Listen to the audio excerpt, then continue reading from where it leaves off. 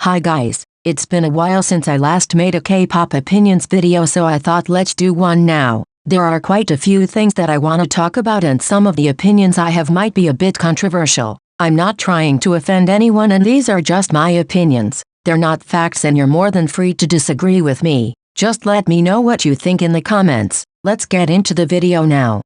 There's basically nothing differentiating ILIT from New Jeans. Now hear me out. I think ILIT's debut was very good. It was fun, fresh, their vocals are good, and they all seem such sweet and talented girls. But with that being said, I genuinely believe that you could give their songs to New Jeans and nobody would notice, because their music is just so New Jeans coded. Their concept might not be the same as New Jeans, but it's still similar. Like I said, if instead of being ILIT's debut this had been a New Jeans comeback, I wouldn't even notice. Obviously this isn't the girls' fault. It's the company's fault. They saw how successful the New Jeans formula was, and decided to capitalize on that. New Jeans and ILIT are from two different companies, but they're both underhype, and that's why it's even more annoying having all these similarities between them, because it just feels like a low-effort attempt of the mother company to jump on the trend by making their artists have the same sound because that's what sells. That's gonna sell, but it's kinda ridiculous for a company to have two rookie groups with pretty much the same concept and sound. So much that you could swap their discographies and nobody would notice.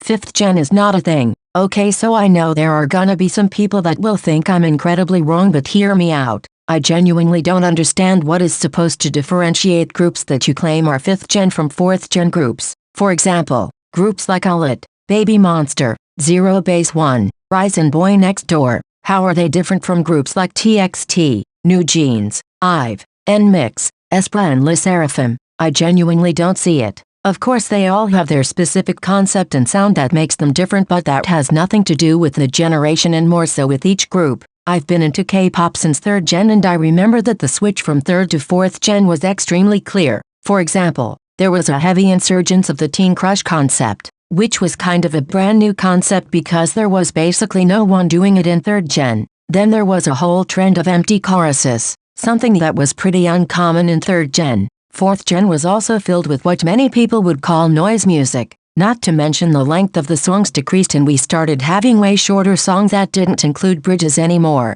And last but not least, we started seeing virtual idols and virtual groups. These were substantial differences from third to fourth gen, but empty choruses, shorter songs, teen crush concept, noise music and virtual idols are all things that we are still seeing today. So how can we even say that we entered a new generation? And I know what some people are gonna say. Y'all are gonna say that groups like G-Idol, IZ*ONE, ITZY or Fromis9 are completely different from today's rookies, but you have to consider that these groups were early fourth gen, basically late third gen, so they are much more similar to third gen groups than they are fourth gen groups. Now I can say that maybe we are witnessing the gradual transition between fourth and fifth gen. Maybe we are approaching the end of fourth gen, but we're definitely not in fifth gen in my opinion. And before any of you start talking about years, I just want to say that not every generation is gonna last the same amount of years. And just because it's been 5 years since fourth gen started, it doesn't mean that every 5 years a new generation automatically starts.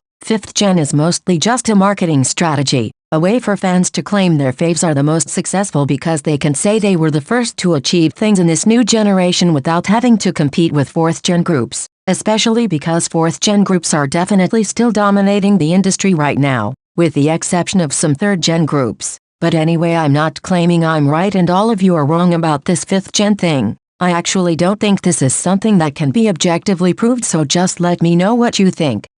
Every post-Kepler group will miserably flop. It pains me to say it, but seeing how things have been going for Kepler, I don't think any of the post-Kepler groups will make it big. If there was a group that should have made it big, then that would have been Kepler themselves. After all, they came from an highly anticipated Mnet survival show, and they also had some already popular idols in the lineup, so of course we would have all expected them to be bigger. But if despite this they still struggled, what makes you think that a new group of random girls will manage to even get close to Kepler's already mediocre level of popularity? Redebuting members from temporary groups only works if these members are popular enough to get people interested. And I don't really think that's the case aside from a couple of girls. At this point I highly doubt Hikaru is gonna join XG. I don't see it happening, but if it does happen, then I think XG will be the only successful post-Kepler group. Bahi's future group will probably do decently well, but I just think her stans are just gonna solo stan her instead of standing the actual group,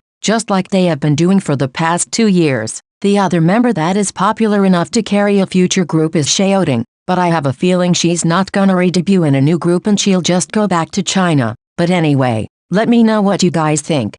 ITZY has basically no chance of getting back on top. I do not think ITZY are flops like many people claim. They are still successful, still loved and still very talked about, but they literally used to be the dominant group of 4th gen just a couple of years ago, and they definitely lost some of the relevancy they had. This has happened because of some poor choices in terms of music, and ITZY went from charting super well and having everybody obsessed with their songs to struggling on the charts and having very forgettable comebacks. Even if they were to release other songs like Dalla Dalla or Wannabe, I still think it's too late to go back to the top like they used to be. First of all because the top spot is already occupied by other girl groups, but also because I feel like people now don't have faith in ITZY's music anymore. I'm not talking about their fans or people that genuinely enjoy their discography. I'm talking about the general public, especially in Korea. I feel like everybody has been relatively disappointed by their music and they don't even have much faith in them releasing something great in the future. I feel like a lot of people are just not even gonna check their comebacks out, which is sad.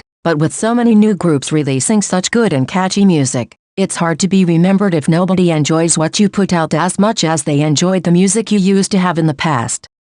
You are the reason your faves keep on releasing bad music. Groups like ITZY have been criticized for the declining quality of their comebacks. K-pop stans kept on complaining for years, even their own fans. But have you ever wondered why the company has never given you what you wanted? Well, simply because you never gave the company a reason to believe you disliked their new songs. It's partially your fault if your faves keep on dropping bad music, and that's because you keep on streaming their comebacks, you keep on buying their albums, you keep on doing all of these things, and the more the company sees the numbers going up, the less likely they are to change something, because they think the fandom likes it. I know it's not easy boycotting your faves if you no longer enjoy their sound, but it's kinda the only way for the company to understand that something needs to change.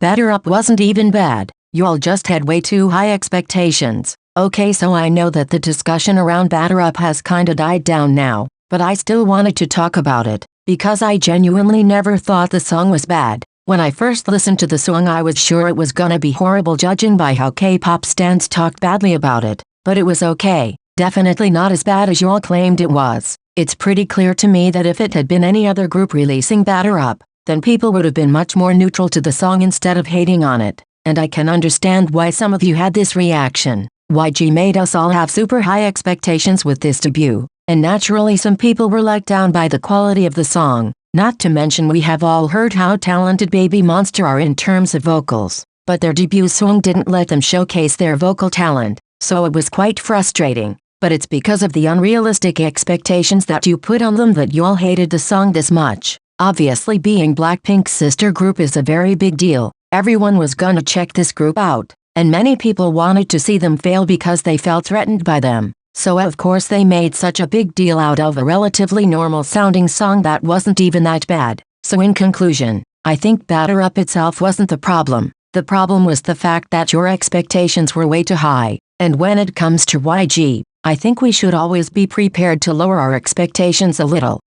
It's shocking how so many stans have such low standards when it comes to vocals. Since the discussion about the importance of vocals following Lee Seraphim's Pour Encore is not stopping, I wanted to talk a bit more about it. So many people have showed that they literally have no standards whatsoever. It is incredible how many stans have said things like, "I don't think idols really need to be able to sing, it's okay if they're good at other things." And this is just baffling because you're standing people that make music first and foremost. You're not standing dancers and performers only. Idols don't have to be able to sing like Beyoncé. Nobody is realistically asking them that. They don't all have to be great vocalists. But I can't believe some of you don't even expect them to be at least decent. I get it. Idols are not just singers and there's much more to them than their vocal skills. But how can you genuinely not care about them at least sounding decent? I know I have talked about this in a separate video, but the discussion is not stopping and I'm seeing people lowering their standards day by day. You can be realistic and acknowledge that not everyone is gonna be a strong singer, but you also have to have some standards for heaven's sake. You're paying these people with your own money. It's also thanks to you that they are surviving in the industry and you have the right to expect more from them. Well anyways, this was it. Some of these opinions were somewhat controversial and I'd like to know what you think. If you disagree, that's totally fine. Just explain your thoughts down below so we can have a discussion. With that being said, thanks for watching till the end. Bye besties.